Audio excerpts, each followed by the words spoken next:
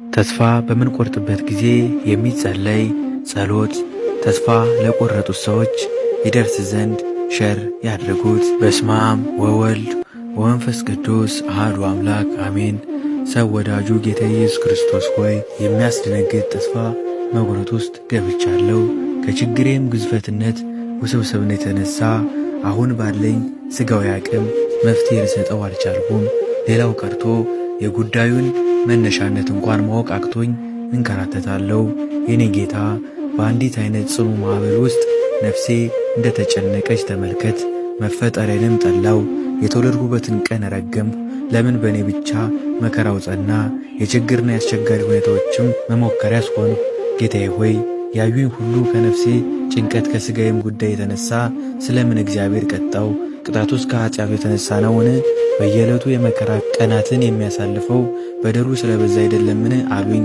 ጌታዬ ሆይ አንተ ተስፋ ላጡ ተስፋ ላዘኑትም አጽናኝ፣ ለተቸገሩት መፍትሔ፣ ለደካሞችም ብርታት መሆንህ አውቄ ወደ አንተ መጥቻለሁ። ልጄ ብለህ በእቅፍህ ተቀበለኝ።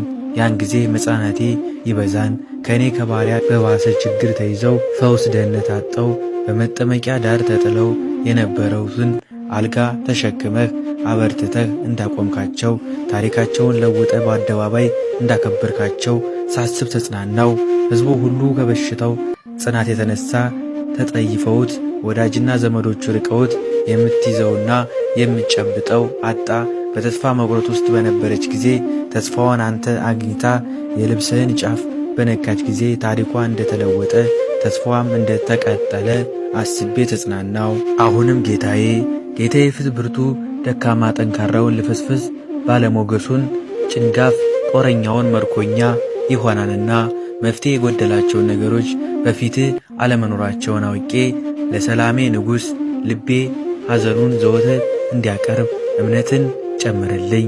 ባሕር ከፍለህ እስራኤልን እንዳሻገርካቸው የደረቅ ማኅፀን እንዳለመለምክ መካኒቷን በልጅ እንደሸለምክ ሙቱን ሕይወት እንደሰጠው እያሰብሁ ጥቂት የሆነውን መከራዬን ከተስፋ መቁረጥ ጋር አስወግድልኝ።